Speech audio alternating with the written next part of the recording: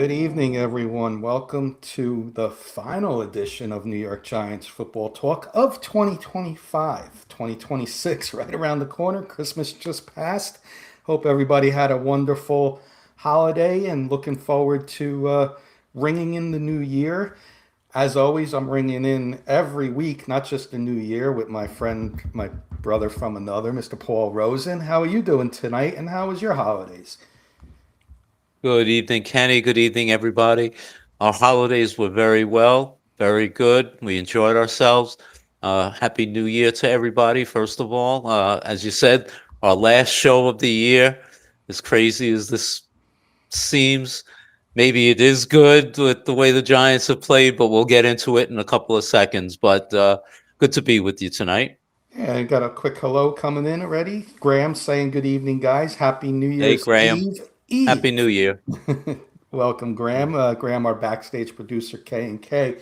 Graham, we're taking the week off since it's New Year's Eve tomorrow, so we will be back starting 2026 off with a bang. But hope you have a happy New Year as well, and I'm sure we'll be in touch before that.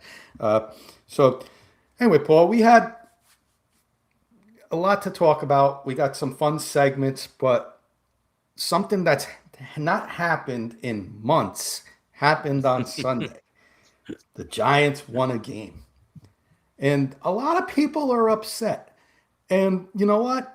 Leading into the week, me and you would have maybe been upset too. But as we talked throughout the game, we had a change of minds there. And I'll go real quick, Paul, and tell you why I changed my mind, and then we'll get into the recap of the game and get your thoughts too. I watched a team. I'm 50 years old. I watched a Hmm. team in the Las Vegas Raiders that they put on the field looked as bad or worse than those 0-16 teams in the Detroit Lions that year. They looked bad as that Jets team that was tanking that year for Trevor Lawrence and ended up winning two games. In my opinion, if we lost that game, there would have been a lot of question marks leading into next year, which already have question marks. But players, I would have wanted them gone. And maybe this guy right here, Paul, I don't know about you, maybe we would have started thinking, is Jackson Dart our guy?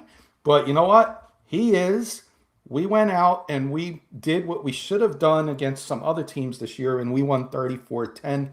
I'm happy the Giants won because if we lost to that team, we would have been in major, major trouble next year. So, your thoughts, and then we'll get into the recap of what we saw that went well.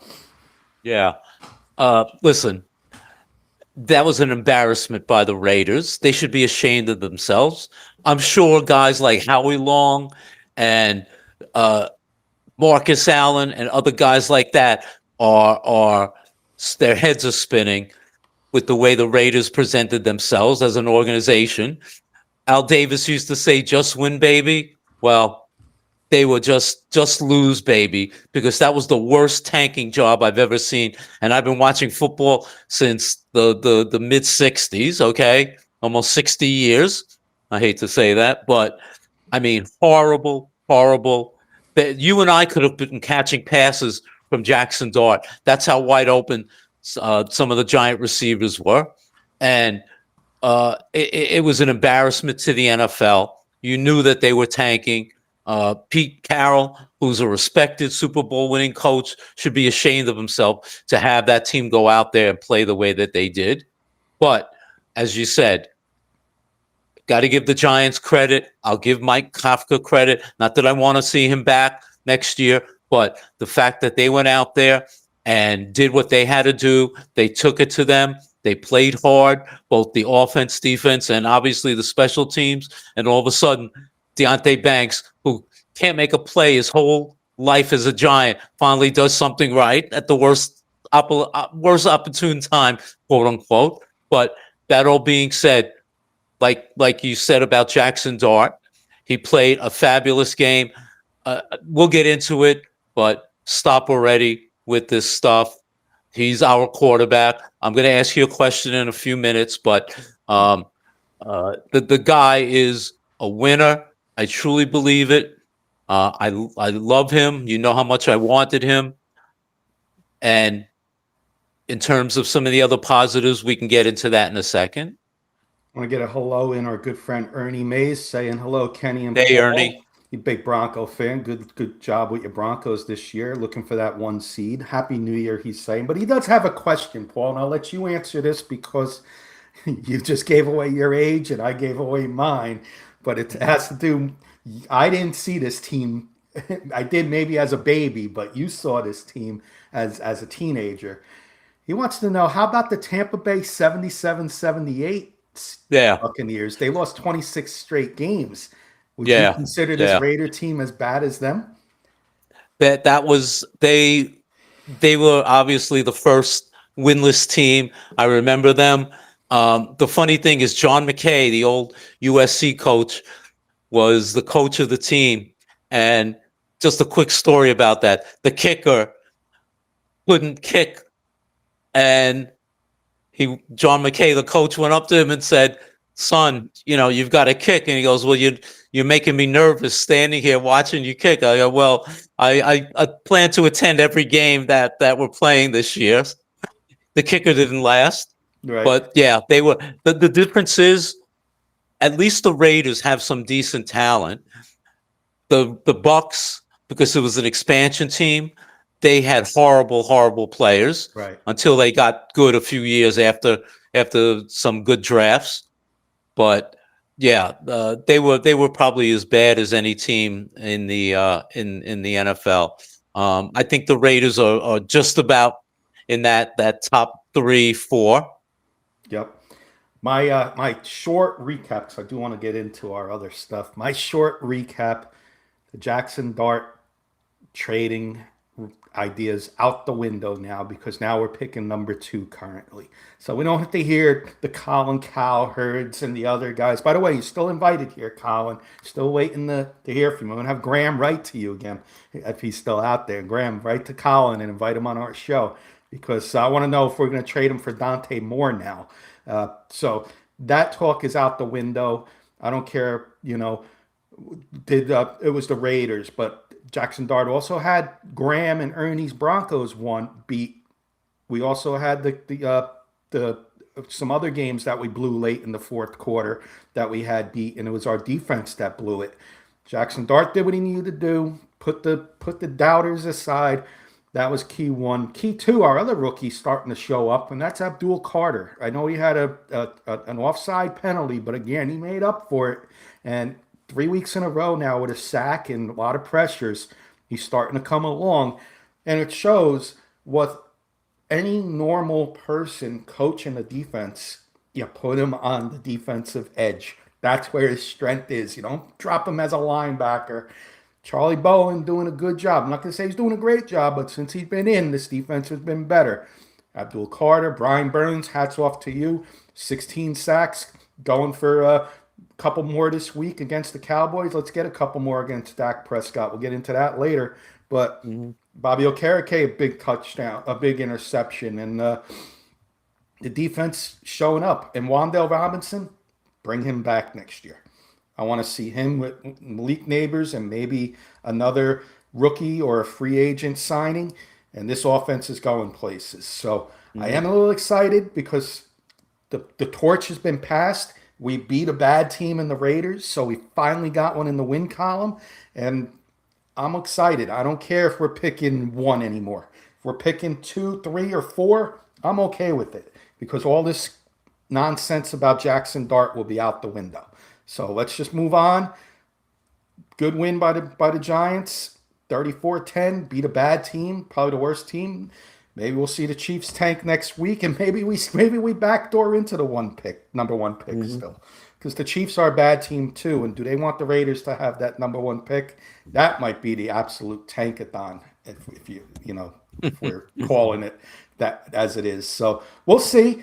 Giants look good. And Ernie saying Jackson Dart will be awesome for the Giants. Thank you, Ernie. I do think so too. You Thanks got your so much, quarterback Ernie. in Bo Nix, and I think we got our quarterback in Jackson Dart. And when I look at the 2 teams, Ernie, Nathaniel Hackett, that was a crap show. Under Brian Dable, no discipline. It turned into a crap show. bring in a disciplinary coach like Sean Payton, bring in that type of coach for the Giants, and I think it'll get turned around really fast over here. So look forward to 2026, and thank you again, Ernie, for saying Jackson Dart will be awesome. I agree.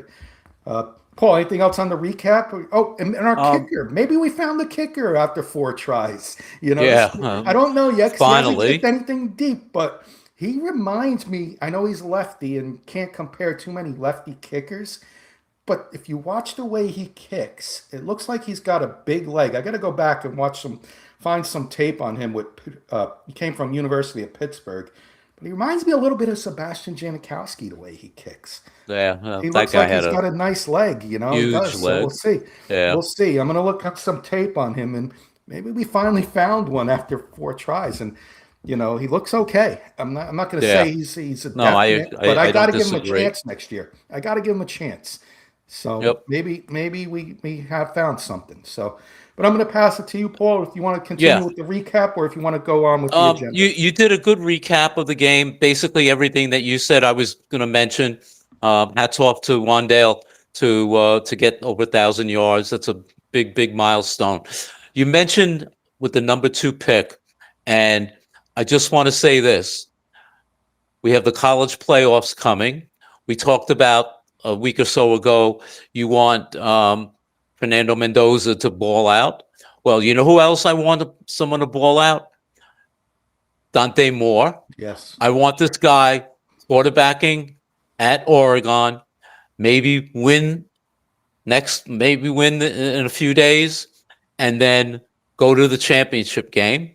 Because let me tell you, if his stock rises and the Giants do wind up with that second pick, hey, that first pick, if you pencil in or even write in Mendoza's name, all of a sudden, teams like the Jets, Cleveland, Cincinnati, the Cardinals, all of a sudden, those 3, 4, 5 teams may want to jump each other and come to the second spot. And if the Giants can make a tremendous haul by giving up that second pick to allow some team to get more. So I want this guy to ball out as much as he can. Now, I know there were some people that were saying, well, he may go back to Oregon. But if you look at next year's quarterbacks that's out there, led by, of course, Arch Manning, there's not too many quarterbacks coming out this year. So they may say to him, listen, this is the time. Strike while the iron is hot. Jump in there. You'll be at worst maybe the 3rd quarterback taken in the first round. Next year, you have about 4 or 5 quarterbacks that they're saying might be one of the best quarterback years of all time. So I want this guy balling out, and let's see what he can do. And maybe if the Giants remain in that second position for the second pick, they can trade that back and wind up getting a nice fall to help them. Great call out by Dante Moore there because he is playing Texas Tech, and that's one of the top defenses in college football. So let's see what he can do against the top defense. A lot of scouts and a lot of teams are going to be looking to see what he does against a really good defense in Texas Tech. Let's say hello and an early Happy New Year to our good friend out there in Hawaii, Patrick Wiltsey, over there. Patrick, Saying aloha and Happy New Year. yeah, Patrick Happy over New there Year. at our Patrick always takes care of us. Lion Coffee. Go check out lioncoffee.com and use the code Patrick10. Order anything on that on the website there. If you're coffee, maybe tea. If you're not a big coffee drinker, they do have teas. And if you're not a coffee and tea drinker, get a coffee mug or a shirt. You get some gift ideas on there as well. But amazing stuff. Keeps us fueled up at the hospital I work at and also at home as well. And I know it keeps Paul caffeinated and does a great job with the iced teas that Paul creates over there and his lovely wife creates. So thank you, Patrick. Always taking care of us. Greatly appreciated. And I do got to get to the UPS store, Paul, because I do have a couple hats for Patrick who collects hats. So The one Yep. from you, and I got the other one. So I do have to get there, Patrick. I promise I'll get there soon, and we'll get that address correct because I messed up on the address last time, so a couple hats never got delivered. But he did get, Mm. of all the hats that I sent him a couple teams. Of course, he gets the Eagle hat got delivered. You know, Of the course. Eagle one out of the Eagles, Giants, and Broncos, the Eagle one got delivered. But we have some other Wow. ones headed Patrick's way, and a nice little collection that you got it going over there. And we're glad we can, add to your collection, my friend. Uh, so let's get into our rest of our agenda here, Paul. I'm going to pass it to you. Hmm. You got some questions. You got some topics. So I'm excited about this agenda, and I think it's going to be a fun show. So it came out on Sunday that Ian Rappaport mentioned about the Giants and Joe Shane that apparently Joe Shane is going to stay on through the draft. And obviously, there was a lot of speculation that they were going to get rid of him after the end of the season. And there was, there's no way that he was going to stay. First, he's going to do the coaching, the coaching search, and now they come out and apparently he's going to be on through the draft, which is interesting because uh, not too many general managers go through a new coach, a draft for the team, and then wind up getting fired. But I just want to say this, and I haven't heard this anywhere. This isn't one of those, Adam Schechter, my sources tell me anything. It's just sort of my speculation, and I'm just throwing it out there, okay? And I could be 100% wrong, but I'm going to say this. I'm wondering, Kenny, how healthy John Mara is. And I say this because even though the Maras and the Tishes have been partners with the Giants now since 1990, Steve Tisch and obviously before him, his father Bob, and obviously before John Wellington, the Maras were always the football part of the business. You never heard the Tishes get into the nuts and bolts of personnel, drafts, anything like that. Obviously, if they were going to sign someone or if they were going to make a big trade, perhaps behind the scenes, the Steve Tisch and John got together. But I'm wondering how healthy John is. Now we all know that he's been fighting cancer, and God bless him. It's something that obviously I know on a personal level. If you look at the Giants hierarchy, Joe Shane essentially is the third person in the organization after John Mara and Steve Tisch. And I'm wondering, to let him go prior to the coaches search and the draft, if they felt that there would be some type of void, some type of issue with the continuation of having someone in charge. So I'm just throwing that out there. Uh, Maybe it's my own personal feelings, and I could be, and I hope I'm a million percent wrong, but I'm just wondering how healthy John is, and if the Giants organization feels they need that point person to be there through the next 4 or 5 months. That's Yep. all I've got to say. Again, I Yeah. don't know anything, and obviously we haven't heard anything about his health other than he's fighting, but you don't see him that often anymore. Usually he'd be at games. I mean, and for all I know, maybe he's going to be there on Sunday. I don't know, but every once in a while they've always shown him, and you don't see him at any of the games. So that's just my Rosen take on it. And again, I hope I'm 100% wrong, but I just get the sense that to have that guy general manager who's been there for 4 years, as opposed to someone maybe coming in who doesn't know the lay of the land. That's why I'm saying it. I said Only it the when only we did reason. our Joe Shane question a couple months ago, and I said if he stays, that John Mara's in charge of looking for a GM. Does he want to do that when he's got his other things going on in his life? This is going to save Joe Shane's job, unfortunately. I said that a couple months ago, and Hmm.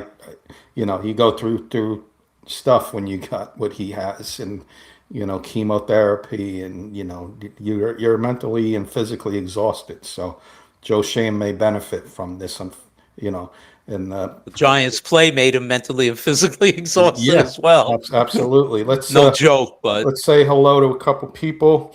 By the way, Graham reached out to Colin Coward. Respectfully, Colin, please help out a small show. Come explain why you think the Giants should have thank you, Graham. trade Jackson Dart for Mendoza. And do you still feel that way about Dante Moore now, being the Giants currently hold #2 pick? So we'd love to ask you that question. Spend a couple minutes with us. We greatly appreciate it, Colin Coward. Uh, Mark Calderio, our fellow Giant friend, saying good Hey, evening, Mark. guys. Happy Uh, New Year. what's up, Mark? And our great friend Glenn Ashley, Happy New Year to you down under in Hey, Glenn. Australia, Happy New saying Year. saying good morning, Kenny and Paul. It's morning over there in Australia. Hmm. Happy New Year's Eve to all the posse. Giants have to lock down #1 pick. Well, the Chiefs got to help us out, Glenn, but real quick, I'll do this real quick. If Dante Moore balls out, and it becomes close with Mendoza and Moore, and teams like what they see in Dante Moore, it may not be guaranteed that Mendoza's even #1, but Moore's got to play well in these playoffs, and then the Senior Bowl if he goes there, Combine, he shows a lot. That #2 pick is going to be just as valuable, crazy as it sounds, maybe even more valuable than that Hmm. #1 pick, because if it's a two quarterback draft, teams are going to want the quarterback at, if they got him A and B, a 1 and 1A, I should say, you're going to see teams hold off on the #1 pick, but wanting the 1A quarterback if they got him neck and neck. So excited to see if the Giants hold #2. I'm curious to see how Dante Moore. I'll be watching him very closely on Thursday against Texas Tech, a really good defense. Uh, and our good friend Richie Katwika, former coach of Kurt in Babe Ruth baseball, saying hello. Hey, Happy Richie. holidays. He says, listen, I've lived through the worst years. I was there for the Pisarcik fumble. Who do you think they'd be interested in at #2 pick, Paul? He wants to know. We've been talking about this a few weeks now. If the Giants stay at #2, I would still take Arvell Reese from Ohio State. To me, you can't have enough guys that can defend, rush the passer, play defense. You build up that defense. Hey, no harm in winning games 13-7, uh, 17-14. Hey, I'll take boring football as long as there's W's on the left side of the ledger. Yeah, if I'm keeping the pick, I'm with Paul Reese, but that's going to mean for me, you still got Burns, you got Carter, now you're bringing in Reese. Kayvon Thibodeau becomes expendable, in my opinion. Contract coming up, you may be able to get something good for him. Maybe a late first round pick, an early second round pick, and maybe Kayvon Thibodeau gets dealt to somebody like the Lions who can use edge help for sure, just naming a team. But I would trade back if I had #2. And in a trade back scenario, I would go. I'm going to be watching Ohio State very closely. I want to see Arvell Reese, Sonny Styles, the linebacker, which is later on in the first round. Caleb Downs, I want to see him because when I talk safety, it's hard for me to pick a safety in the top 5. But people are saying Caleb Downs. I want to see him. And on the offensive side, I want to see Tate, the wide receiver. So Ohio State, I'll be watching very closely, Rich. But I'm going with Paul Arvell Reese and maybe trade Kayvon Thibodeau if I can get something good for him because he has been injured. And I'm a Thibodeau fan. Everybody knows that. So great question, Rich. And he says, the Giants will win Sunday and really screw up their draft, he's saying. Yeah. We'll talk Yeah. about that in a little bit. Yep. And Mark is saying Reese is an inside linebacker and can rush quarterback too. I thought he was outside linebacker, so I do apologize with that. So I'll keep an eye out on Arvell Reese on the inside linebacker because he could be taken over there for sure. All right, Paul, let's move on to our rest of our agenda questions you Yep. got. I'm gonna switch the category around since we're talking about quarterbacks and Jackson Dart and the picks.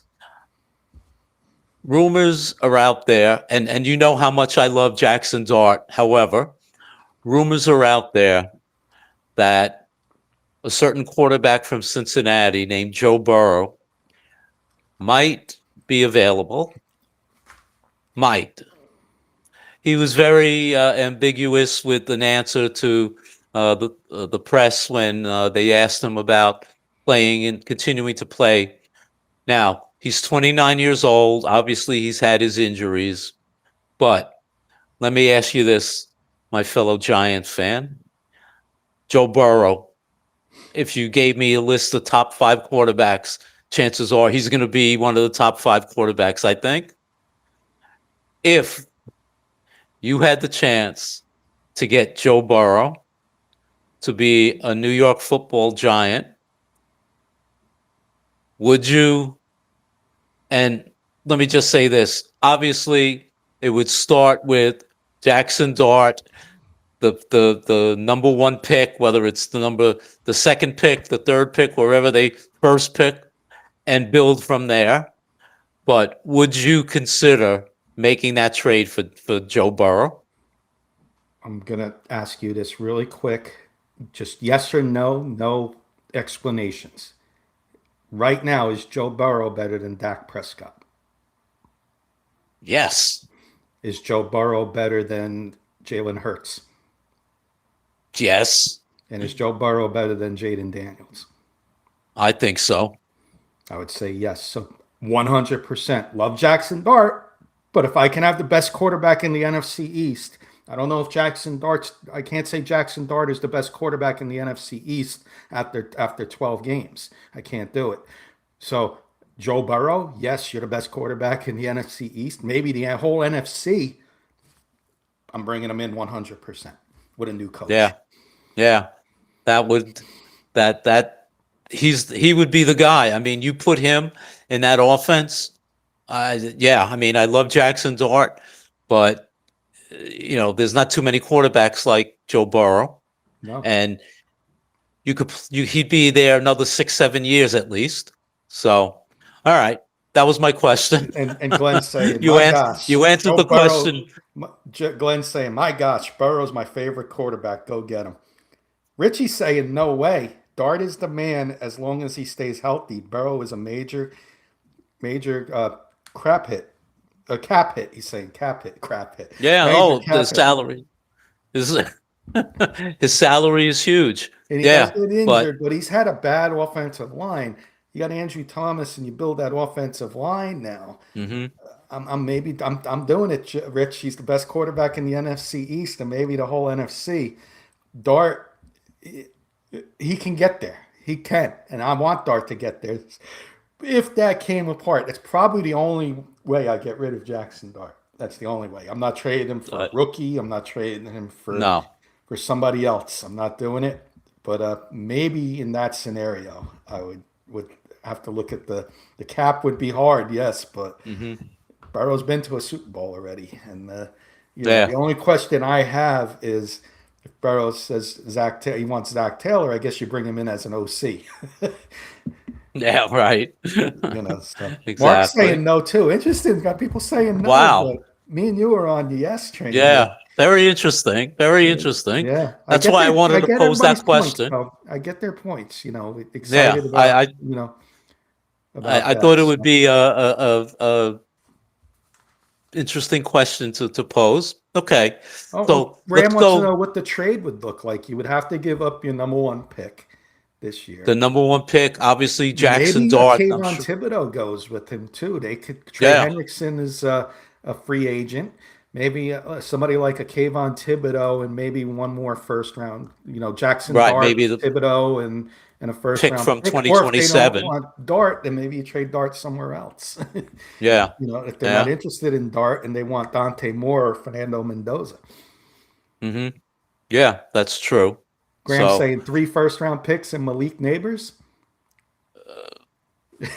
listen, you might have to say yes, given who Joe Burrow is. I Yeah, mean, yeah. it's possible. It really The is. injuries, I So think, would drop that price a little bit. The injuries with 2 first round picks and at least one player, I think gets it done. yeah, it could. It Yeah. could. All right, moving along. So thought about this, and obviously the last 2 years we've had a tremendous number of young quarterbacks come into the league. 2024, 5 first round picks. This year we had 2 more, and thought about it, and I wanted to ask you, Kenny, how would you rank the 7 quarterbacks taken in the last 2 years from 1 to 7? So for Well, anybody who I is, got 8. you have 8. Yeah. Who was the? Well, we don't know. I have. I'll read my list because I know we want to get to our other topics. So can I give you Okay, my go whole ahead. list instead of going back and forth? Yeah, read your whole list and then I'll read mine. My number 8 is JJ McCarthy. I just think Okay. he's, a lot of injuries and he has not been able to stay on that field healthy. So respectfully, number 8, he could climb still because I think he's got a lot of talent. I do think he's got the right coach in Kevin O'Connell, but right now he's got to be number 8. Close to number 8, Michael Penix, torn ACL. He has not looked great, and that was our guy. We thought he was going to be really, really good over there in Atlanta. Hmm. And Kirk Cousins is actually playing well and got a big win against the Rams yesterday. So Michael Penix is on the bottom of that list as well with the injuries. Uh, Cam Ward comes in at number 6, the number 1 pick in last year's draft. Couple wins. His QBR rating 79. He started since week 1. I know he doesn't have much talent there. I'm a big Cam Ward fan, being Miami Hurricane fan, but I got him at 6.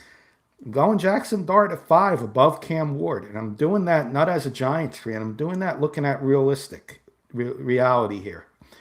When you look at the playoff teams, the Broncos, number 1 seed, had them beat in the fourth quarter. Jackson Dart was balling out. When I look at the Bears game, I look at the beating the Eagles, beating the Chargers. A lot of playoff teams he had beat, and it wasn't his fault that they lost any of those games in the fourth quarter.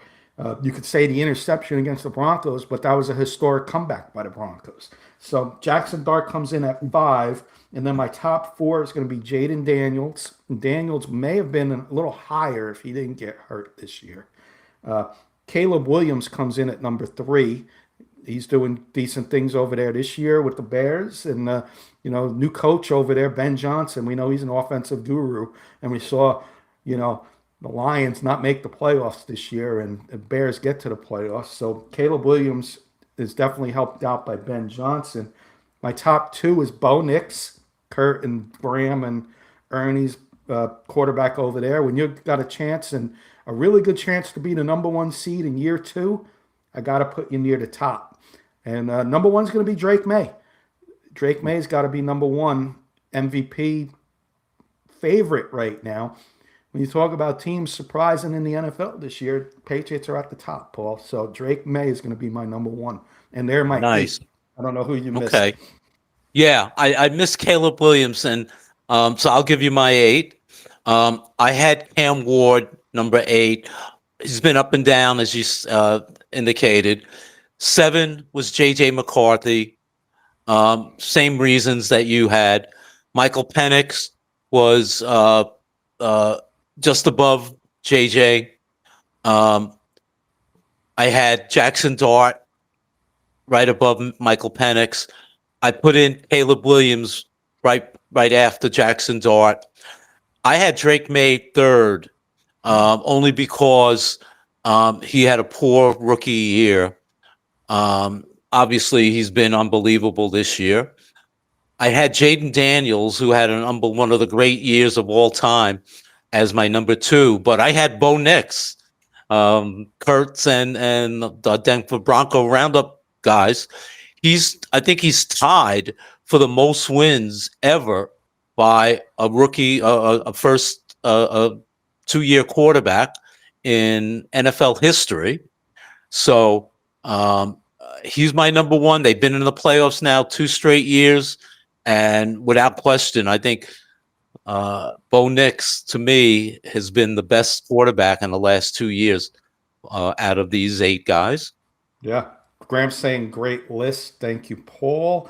Welcome. Richie's saying Drake May. It's his boy. He's a big Patriot fan over there too. So Richie is a giant Patriot guy. You know, funny, but he does follow those Patriots, and so he's saying Drake's his boy. And our good friend, speaking of the Denver Bronco Roundup, Keith came in right on cue, saying Hey, Bo Nix Keith. is my quarterback too. Good evening, gents. And Keith's riding that horse high, man, because he's looking for that number 1 seed this week. And Yep. hearing early that the Chargers are going to sit a lot of people, Paul, because they're just the seeding doesn't matter too much for them. So Yeah. hey, go get the 1 seed if you're facing backups, and Trey Lance may be the quarterback on Sunday. So go beat them, get the 1 seed, and I don't want to hear anybody cry. You know, I know Richie's a Patriots fan and everybody like that, but you can't cry. You know, you should have won this game and been the 1 seed. If teams want to sit their players headed into the playoffs, it's their right. So, and rest up. And Herbert's been hurt, so you don't want to get him out for the playoffs and then you're done. So keep him rested, get him a couple weeks, and he'll be ready for the playoffs. I have no problem with that. So Okay. all right, back to you, my friend. We're All just right. over the halfway point, so we're doing great on time. We got another good segment. This is going to take a little time, but I'm sure it'll pick up the pace because we're going to have similarities here. All right. So, as crazy as this sounds, tomorrow is December 31st, and we will be closing the first quarter century of the 21st century. As crazy as that sounds, from 2019, from 2025, we're saying goodbye to start our next quarter century. So, with that in mind, we came up with a little fun thing. You know, everybody loves making lists. So, in the last 25 years, Kenny and I have put together our top 10 best Giant draft picks and our worst Giant draft picks. All right. We're going to do the top 10 best first. Get that out of the way, because I'm sure we're going to have Ajita doing the top 10 worst. So I will say this, Kenny. I did some honorable mentions on both lists. So let's do the best list.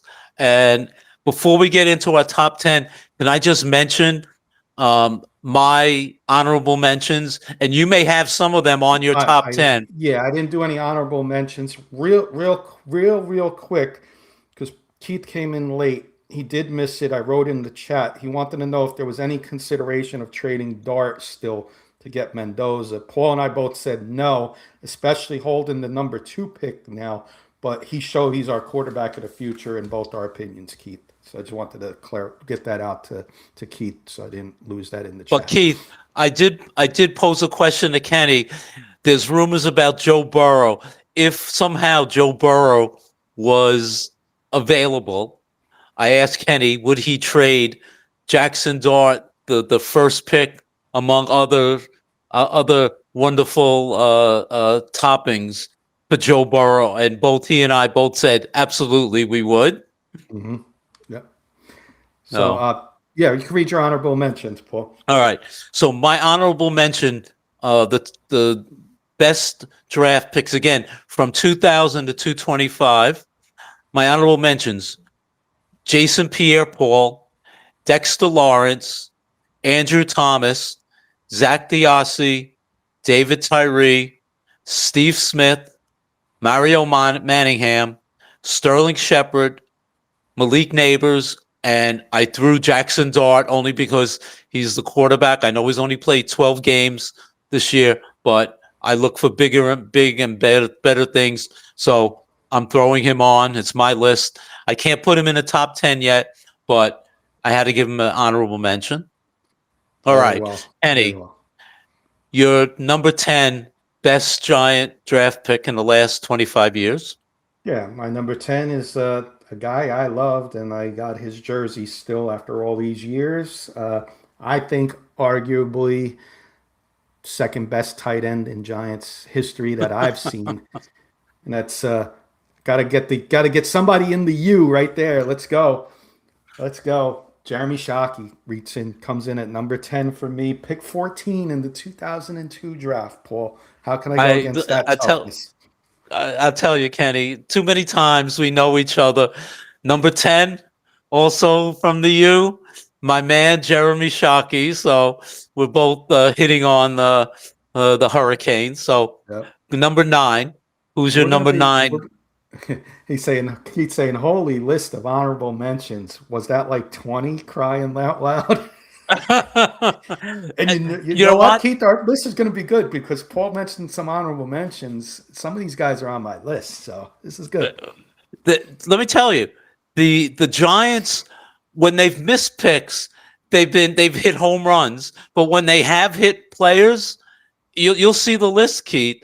It's incredible the number of good players that they have Mhm. hit on. All right, My who's your number number 9. 9? I've seen enough. He's my quarterback of the future. I picked 25. You get the best quarterback in this year's draft, in my opinion. Future quarterback of the Giants, Jackson Dart, first round pick All last right, year at 25. I'm going Jackson Dart, number 9. all Get right. him on that Hey, list listen, early. he was my honorable mention only because of the short. I can't blame you at all. Mine Cam 9. Ironically, you said you've seen enough. Well, we saw plenty from him. Now I've seen him too much down the pike in Philadelphia. My number 9 is Saquon Barkley as my ninth pick, obviously the number 2 pick in the 2018 draft. And uh, enough said. Number 8 for me. When you talk about really good Giants, I'm curious, and I'm curious like where a lot of people would rank this guy because he's all pro and totally underrated when you talk about Giant greats. And it's going to be pick 43 in the 2005 draft, Mr. Corey Webster. Corey Webster Oh coming my in at number God. 8, Paul. And I know you're laughing. You probably got him right there too. But how can you not go Corey Webster? A lot of big plays, and you talk underrated. Corey Webster's right up there with most underrated on this. I think he's probably my most underrated on this top 10 list. Folks, just to let you know, we didn't tell each other our list, but I don't know if you can read this. Uh, Yeah. Number 8 on my list, Corey Webster, 2-time Super Bowl champ, came up with arguably one of the biggest interceptions in Giants history against Brett Favre in that Ice Bowl in Green Bay uh, to help the Giants win that overtime thriller. So 2-time Super Bowl champ, and you'll get to see my list and what the contributions have been. But yeah, number 8, Corey Webster. Who's your number 7? Number 7 was the original. We called him, we had our own nickname, the Giants, but I'm giving him a new nickname today, the original King. When you talk about King Henry and watch what he does, I'm barreling people over. Well, we had the original King. Pick 110 in the 2005 draft out of Northern Illinois. Mr. Brandon Jacobs comes in at number 7. And I put him up there because that was probably out of my top 10 biggest steal, getting him at 115 and part of Thunder and Lightning. But I'm calling him the original King because when I look at Derrick Henry, I look at Brandon Jacobs many years ago, not many years ago, but 10 years Hmm. ago, 15 years ago, Nice. I look at Brandon Jacobs as the original King. He's on my list, but I'm going to go with the Lightning part of your Thunder and Lightning. Also, one of the great steals in Giants draft history, is 7th round pick. And He turned out to be a steal, incredible. Um, Ahmad Bradshaw, also two-time Super Bowl champion, one of the toughest guys, not a big guy, but one of the toughest running backs you'll ever see. I'm glad he was on our team, and Ahmad Bradshaw is my number 7 pick. Very nice. Who's number 6? Number 6 is we talked about the U. Well, I gotta bring your team into the mix here, and that's the Notre Dame Fighting Irish out of Notre Dame, pick 74 in that same draft. So Corey Webster at number 8 was pick 43. Brandon Jacobs was 110. And this guy was pick 74. You want to talk about a steal of a draft? Mr. Justin Tuck comes in.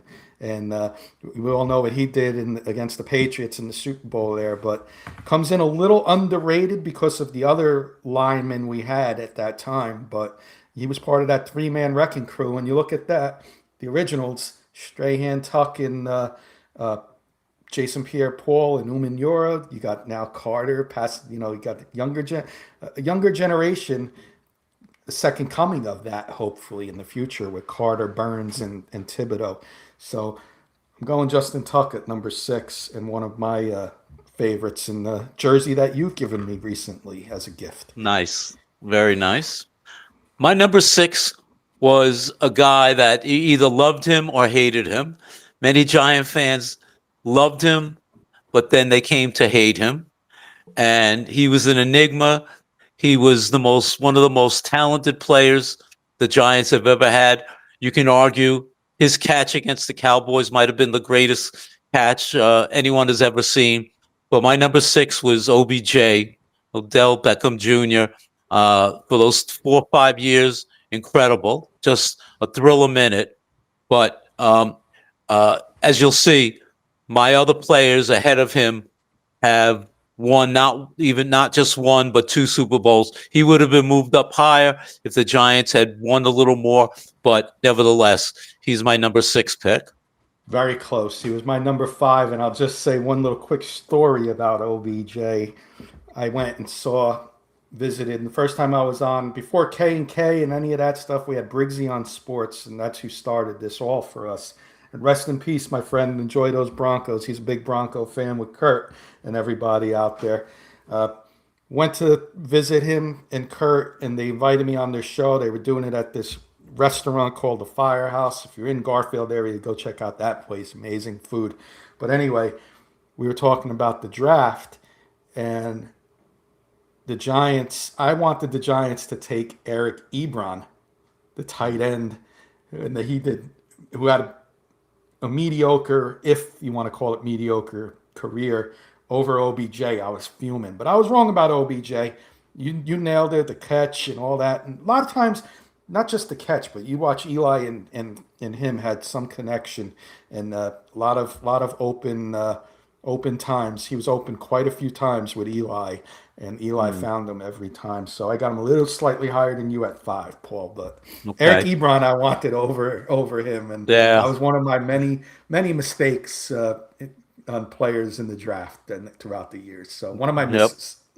All right, my number 5 was the guy that you had mentioned just short while ago, Brandon Jacobs. You hit it perfectly. The Thunder of the Giants, a steal when they drafted him, and also a 2-time Super Bowl champion. So Brandon at number 5. Who's your number 4? Number 4, I got very high on this list, and he was one of your honorable mentions. I was a huge fan, and I think this guy made Michael Strahan even stronger. And that was JPP. 16 and a half sacks his career year.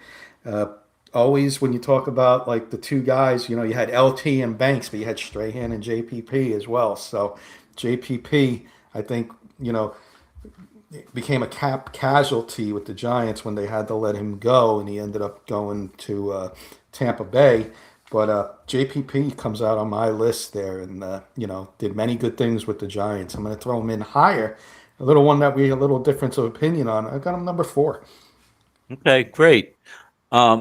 My number 4 was another guy who they drafted. I think it was in the 4th or 5th round. I believe the 5th round, and turned out to be one of the most solid offensive linemen in Giants history, two-time Super Bowl champ, a guy that he played all over the line, David Deal, just a great guy no matter where he played, mostly left tackle for the Giants, but turned out to be just a tremendous offensive lineman and one of the reasons why the Giants won 2 Super Bowls.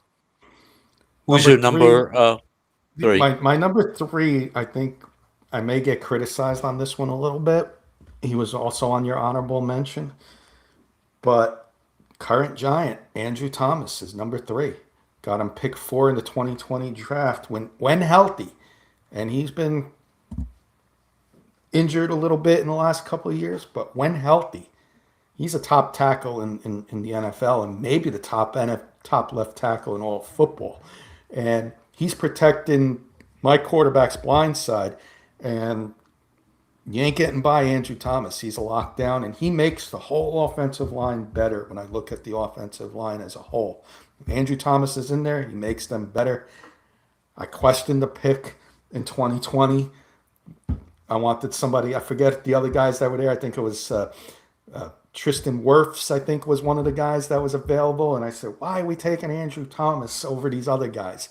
And he turned out to be one of Gettleman's survivors, because Dave Gettleman doesn't have too many guys left on this team. Andrew Thomas is one of them. So I do like that. And I'm going to go number 3. Nice. Keats covered. JPP would give Kenny a high 5, but maybe 4. Nice. Yeah. Andrew Thomas, again, you'll see the reasons why I picked some of these guys. Not through his fault that the Giants have lost so much, obviously, individually. Maybe if he had stayed healthy a little more, I would have considered him on the list, but I can't argue with you. My number 3, again, 2-time Super Bowl champion. We mentioned his name a short while ago, O.C. Umenyiora. Just incredible, one of the star defensive linemen for the Giants. Once had 6 sacks in a game against the very, very appropriate Philadelphia Eagles and Donovan McNabb. Loved it. And just a great Giant. So OC is my number 3 pick. Who's your number 2 pick? Well, this one I may get criticized from Paul, and it's definitely some Giant fans, but because he's currently on another team. But I'm sorry, I got to go Saquon Barkley, number 2. Wow. Because when we talked about, everybody, what Saquon did to, he was, I think, the reason why we got to the playoffs in Daboll's first year. And no ifs, ands, or buts. He's the reason we got there. And when Saquon was in there, I was excited every time to see him get the ball, because at any time you could see him run for 50 and a touchdown. So I love the pick. I know it was number 2 in 2018. I know he's on the enemy now, but when I talk about great draft picks, that's what this topic's about. Not most hated players in the NFL right now. It's best draft picks. I got to go Saquon Barkley, number 2, and I wouldn't take anything back in the years he gave us. No, listen, I had him on my list. You obviously had him a little higher. I looked at my list in a different way, but I can't knock that as your one of the top 2 picks. And I like that we did it differently, because it gives differences, and I like that. So my number 2 pick, again, I'm giving some love to the offensive lineman. He was drafted in the year that the Giants made the trade for Eli Manning. Had nothing to do with the fact that the Giants drafted him and he was Tom Coughlin's son-in-law. But Chris Snee turned into an all-pro, 2-time Super Bowl champ. Again, one of the stalwarts on that offensive line that helped the Giants win 2 Super Bowls. And as far as I'm concerned, Ring of Honor honoree for the Giants, and one of the best offensive linemen that the Giants have had, at least in the last 40, 50 years. And we know how bad their offensive lines have been recently. So Chris Snee is my number 2 best Giant draft picks. Nice. Number one is an asterisk, and I'm not going to take much time on it because I think we're going to be on the same page here, and I'll let you talk about him. Uh, Philip Rivers is the number one draft pick from the New York Huh. Giants because Interesting. 2004 was traded for Eli Manning in that draft, same draft. Just a few minutes later, the Giants traded for him, and so if we don't make that deal with the Chargers, Eli Manning wouldn't be here. So Philip Rivers, just like the Broncos, trade in with the Colts and John Elway. That's be their best draft pick. Best draft pick in the 2025 years has got to be Philip Rivers because that gave us Eli Manning. And Eli Manning is definitely Interesting. I number never one in thought of my it that way. Very interesting, Kenny. My top pick. Um, uh, I love the guy. Loved him at Notre Dame. You mentioned him earlier. He's on your list. But my guy, Justin Tuck. I loved him. They listen. He played all over the line. Uh, what can you say? I mean, he had probably could have been MVP in both Super Bowl games. That's how good he was against the Patriots in each of those two games. But just an unbelievable giant player, and again, also a two-time Super Bowl champion. So, um, fabulous list, Kenny. You came up with some really really good names, and I thought that was very very good. You as well, Now, Paul. Now we're thank going to you. see how many bad names we have on our list. Yeah, I I'll just mention one name on my honorable mention list of the worst Giant draft picks of the last But 20 want to do years, it different? 25. Want to do it differently? Want to hold honorable mentions till at the end in case we're the same, or you Okay. want to get it? All right. Yeah, let's do that because I don't have any honorable mentions. We'll save that in case Okay. they're on my list in top 10. All right. Um, you want me to go first Yeah, now? you can go first. You can go first. Okay. So my number 10 worst pick, and you know how good of a guy. I love this guy, but all things considered, Daniel Jones is number 10. I debated not to be on the best, obviously, but he had some good moments. Obviously, that 2022 season, but for the most part, he was not very good. And I know there were injuries involved, and hey, everybody has injuries, but unfortunately, nobody thought he was going to be that number 6 pick the year the Giants took him. So a lot of it had nothing to do with him, but arguably the one of the top 10 worst picks in the last 25 years for me. I can explain how I did my list real quick. Besides my number 10, everybody on this list, when you talk about worst draft picks, I'm not looking for a seventh round pick that turned out to be bad after a couple of years. Besides my number 10 guy, everybody was a first round pick. So that's how I did my list. Kenny, unbelievable. Yep.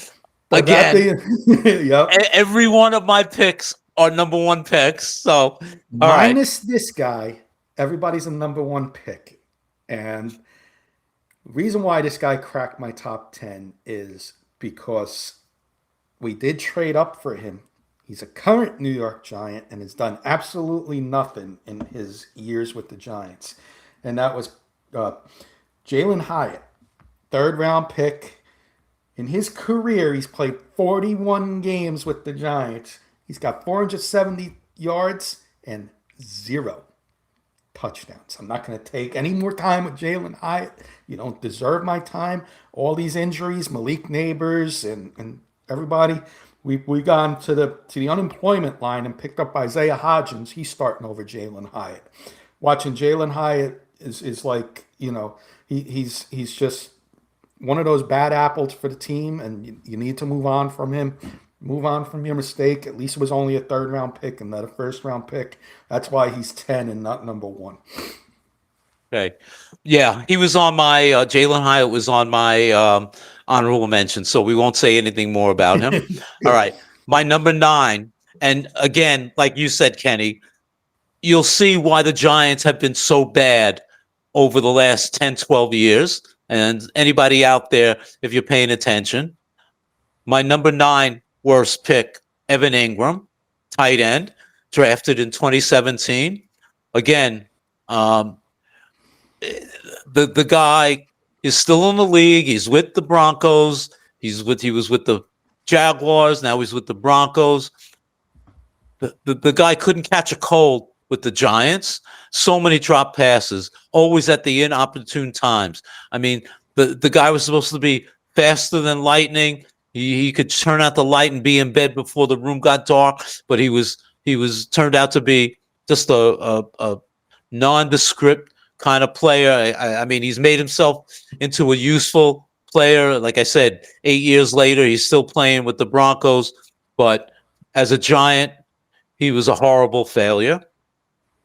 Who's your 9? Evan Ingram. There you go. His best. I'm not even, like I said, I'm not going to take much time on these worst picks when we got the same. But his best year was his rookie year. He had 6 touchdowns, and then it declined after that.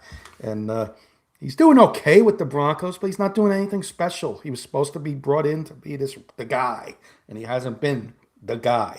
So Yeah. so he's doing okay, Paul. Like you're not doing great over there. So I Okay. don't know. Maybe he's just not as good as everybody thought he would be. So Yeah. number 9 is Evan Ingram for me as well. Okay. My number 8 pick goes back a little bit. Ironically, also from the U. Okay.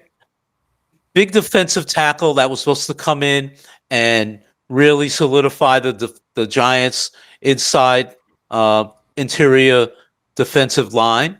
William Joseph came from the University of Miami, All-American, and maybe his first year he was okay, but turned out to be a horrible bust. He just didn't play that well, and I think he played maybe another year or two, and that was it, and the Giants released him. So first round pick, not a very good player in the NFL. Who's your 8th pick? That's a good one. I didn't have him on my list, but now I'm reevaluating my list. I might, right there at the borderline. So that's a good one there, Paul. I got to give you credit Thank there. you. Number 8 is probably the one guy on this list that when I look at worst, I'm like, but he's on this list because his career was cut short. And I actually liked him, and I was reeling for him, but it's David Wilson. Pick 32 in 2012. He only played 21 games with the Giants because of that horrific injury, and his career was cut short. So, when I look at it, because he only played 21 games, it did become a bad first round pick. And, maybe I could have put William Joseph in there in his place. But again, he's the only one on this list. When I look at it and I say, is he terrible? No, he could have been good, but these other ones were complete busts. Yeah. So, and maybe I take him off the list, but, his career cut short. He could have been one of the good running backs, I think. I think it was either his rookie year or his second year, I forget. He had a game. I was at the game. He had a game against the Packers. I think he scored a long touchdown on a run, Yes. caught a touchdown pass, and he returned a kick for a touchdown. I mean, just blazing speed. He was unbelievable. So yeah, David Wilson, unfortunately, getting injured was a really bad blow for the Giants. All right. I might reevaluate that one and put Joseph in there because Okay. we'll go with David Wilson just because he only played 21 games. Speaking of running backs, my 7th pick. Giants in 2000 drafted the Heisman Trophy winner, Ron Dayne, who was supposed to be the thunder to Tiki's lightning. And for that rookie year, it was. But whether it was overeating or just not being intelligent enough, and he had won the Heisman Trophy in his senior year at Wisconsin, and we thought, oh my God, he's going to do wonders for the Giants. Well, after his rookie year, he was terrible, and he was shortly thereafter out of football. So my number 7 worst pick is Ron Dayne. Good one. I like that one. That one's a little higher on my list, but I won't give away where it is. 7 for me is Mr. Eli Apple. Eli Apple, pick 16 in the 2016 draft. Short stint with the Giants, 3 years, three INTs in 3 years. And after he left the Giants, became one of the worst corners in all of the NFL. So when I look at, worst draft picks, top 20 picks, pick 16, he's got to be there on that list, and maybe even a little higher. But I'm going pick 16. I'm going him at number 7. Just All right. lot of expectations from him that he did not come close to exceeding. One of his biggest problems was he just rubbed people the wrong way. I think Landon Collins, the safety for the Giants, called him a cancer.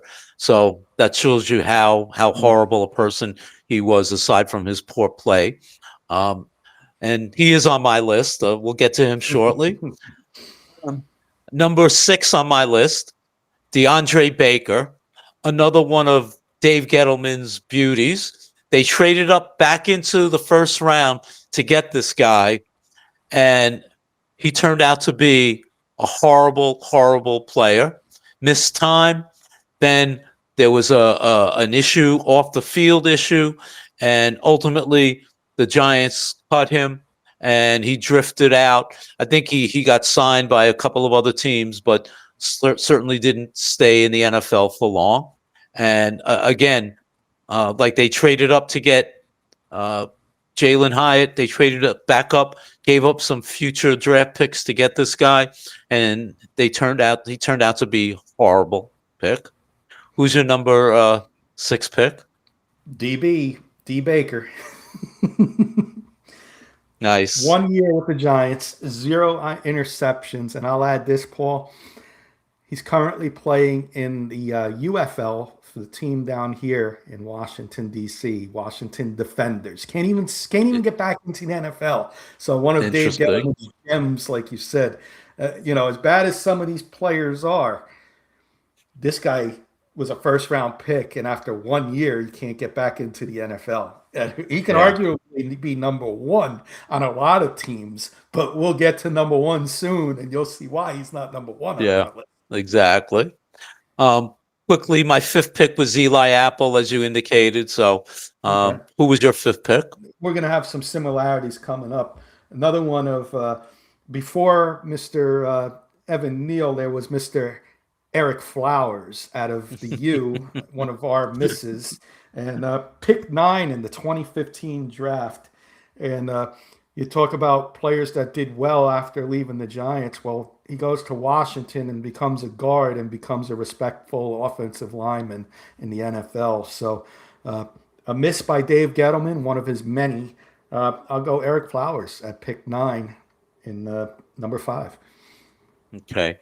My 4th pick, currently on the Giants, ironically, he returned a kickoff, 95 yards for a touchdown. Of course, he finally does something right when everything should have been going the other way for the Giants on Sunday. But Deonte Banks has been, again, they traded up to get him. What Joe Shane saw in this guy, I don't know. But again, he has been just a miss from here going back to the Washington, Maryland area where he played his college ball. He has just been horrible. Got beat for a touchdown on Sunday. And what else can I say about him? Who's your number 4, Kenny? He would be Deonte Banks would be on my honorable mention right now, but very soon could crack that top 10. And he's not there right now because he's still playing. As bad as he is, he's still in the lineup as opposed to Jalen Hyatt and this guy, Mr. Evan Neal. Evan Neal picked 7 in a top 10 draft pick. And we talked about Eric Flowers. Well, Evan Neal and Eric Flowers fall into the same category and can't even sniff the field. We saw James Hudson in week 1 give up, false start after false start after false start. We're watching Marcus Bowe play left guard last week, a 5th-round draft pick. Evan Neal hasn't sniffed the field at all this year and could easily be number one on many people's lists because of where he was picked. But I'm going to go pick number four because uh, we're going to see when he gets released, he'll probably move to guard somewhere and become respectful in the NFL. But number four and could very easily be higher on my list. Okay. My number three was Eric Flowers, as you mentioned. Again, a guy that was just a horrible miss by the Giants. Should never have been picked. Should have been moved again, like Evan Neal did years before. Like you indicated, he went to Washington and became sort of a respectable player. But for the Giants, he was terrible. Who's your number three? Number three, I'm going to be a little critical on these next couple guys, and it's because where you were picked and the position you play. Going Daniel Jones at number three. Uh, he was brought in to be the quarterback, the franchise quarterback. I know he had a playoff run with Brian Dable in his first year here, but like I alluded earlier, maybe it was more Saquon Barkley than Daniel Jones. It ended really, really bad here in New York towards the end of his career, Daniel Jones. And they even brought in Tyrod Taylor in Brian Dable's first year to have a quarterback competition. And again, when you pick number six in the draft, you're supposed to be the franchise quarterback, and he didn't become that. And I may be a little critical, but it's because where he was picked and the position he plays that I got him at number three. Okay. Very reasonable. Um, I'll go. My next two picks were very difficult to go one or two. It could have been one or two, two and one, back and forth. You mentioned one of the players, and so I'll tell you my next two.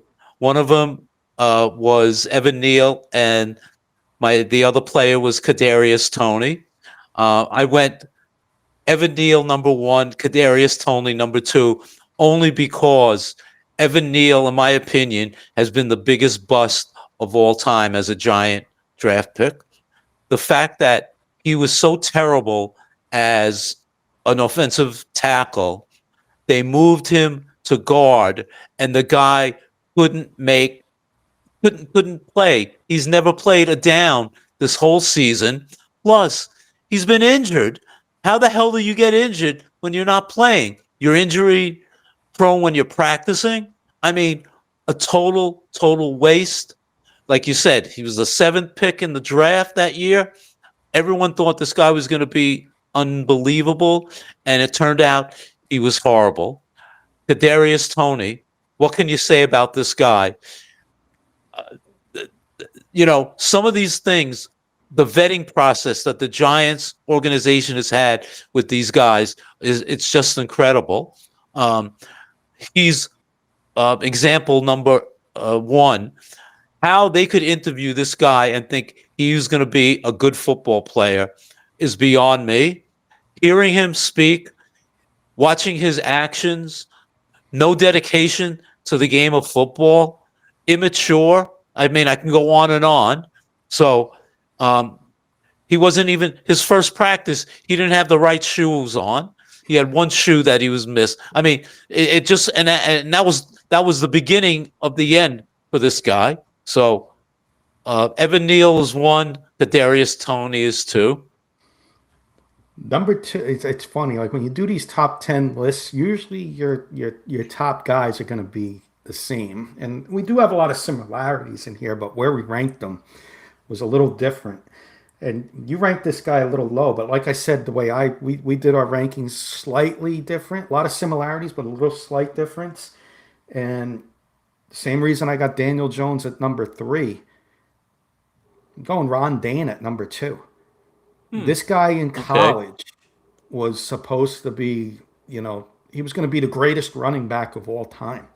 And when we got him, I went out and bought jerseys. I bought remember the red alternate jerseys No, we wore I that hated year? that I jersey. hated that jersey, and it must have Giants been never just, won wearing that jersey. and it was the kiss of death. I had the Ron Dane red jersey. So, but he was pick 11 in the 2000 draft. I was ecstatic. I watched him at his whole college career at Wisconsin, and it just seemed very lazy in the NFL, slow.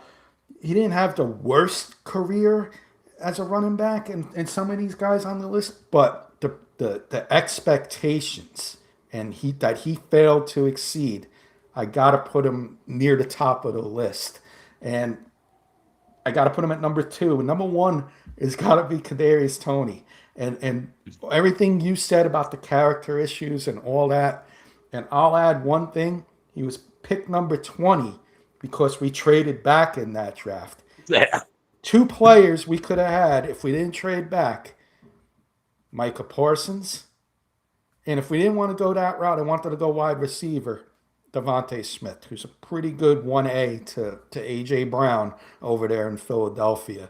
Could have had either one of those two guys in that draft, Mr. Gettleman. And instead you went with the character guy in Kadarius Toney, who's now, out probably, in a gang somewhere. So, not...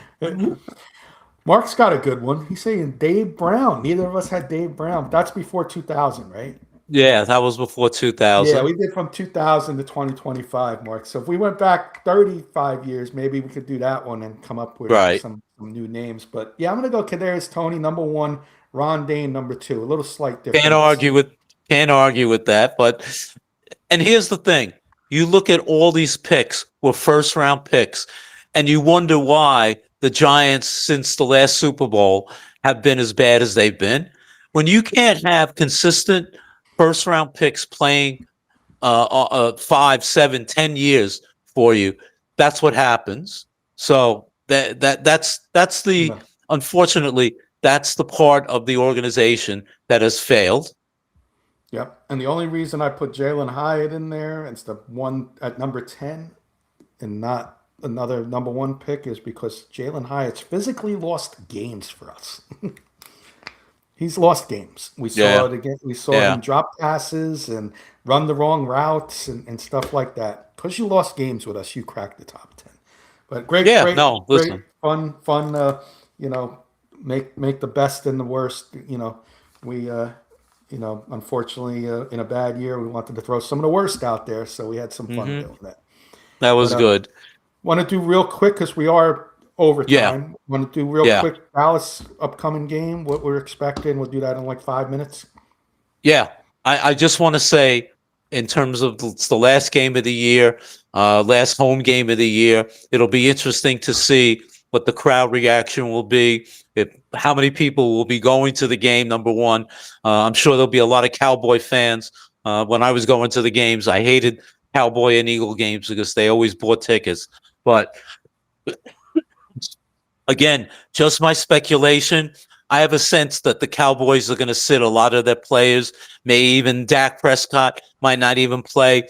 I don't think that they want to see the Giants possibly get the first pick in the draft. I'm not saying that the Cowboys are going to tank, but excuse me, it wouldn't shock me if they wind up resting a lot of their players. Yeah, you know what though, Paul? The Giants rested some players too. We talked about it at the beginning of the show about the Raiders tanking, but Andrew Thomas is hurt. They shut down John Michael Schmitz. Theo Johnson sat out last week. He was ill. Side.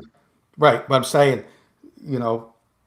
Tyler Nubin and Cordell Flott also sitting out. Giants have some players too. So I know the Cowboys aren't going to, when you talk about players, you're not going to, physically tank. So whoever's out there is going to try. And, not saying, the Giants won last week against a bad team. They found a way to win. I'm going to expect the Giants to come out and try hard this week. And players playing for future contracts. I think you're going to see another big game from Wan'Dale Robinson. And I think you're going to see Jackson Dart do well against a bad defense. And with Russell Wilson, we had them beat in Dallas early in the year. So I'm not worried about the draft pick where we pick because I want to see my team do better than the teams that are worse than us. So if the Cowboys don't put out a good team and we put out our good team, I expect another victory. So if they go that route, Dallas, I expect a win. If Dak Prescott and the starters play, I expect a close game, but Dallas pulls out the win late. And I'm going to say it's going to be another like 27-24 game if Dak Prescott and and Pickens and all those guys play.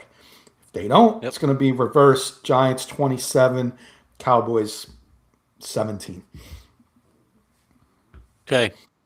Anything else, Paul? Oh, Mark said my son almost bought me Giants tickets for the last game. I told him no. That's funny. Stay home and watch it on TV. Yeah, exactly.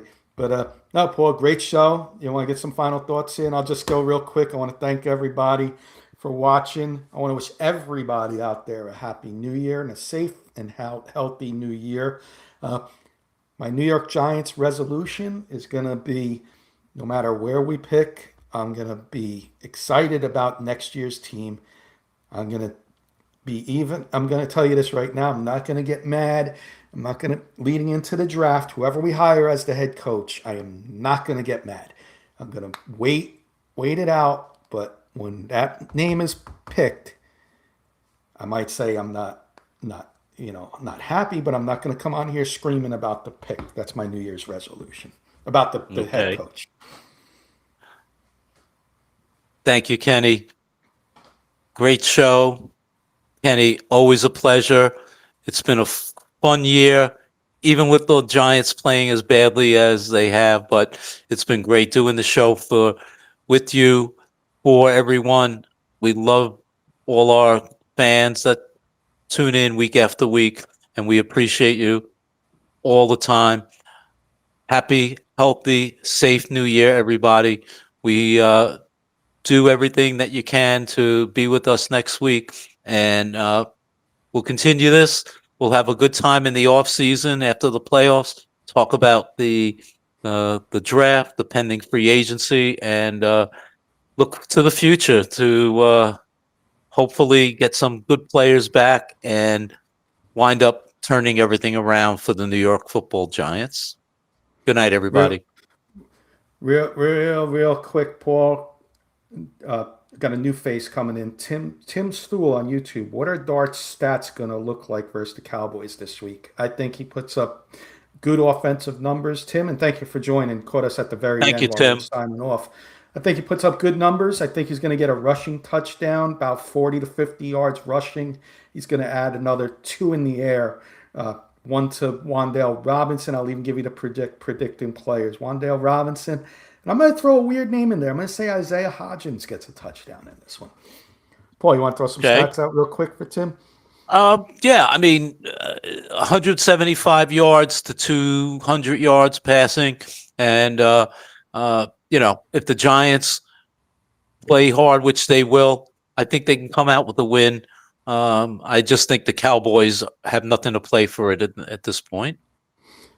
Thank you, Tim.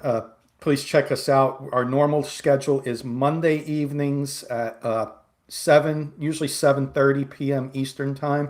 We're on a different night tonight, but Monday night 7:30. Tim, please like and subscribe if you like what you're seeing from us. And we like to keep it real here and keep it audience participation. So if you like what you see, please give us a follow and hope to see you in the next one. Tim, have a good night, everybody.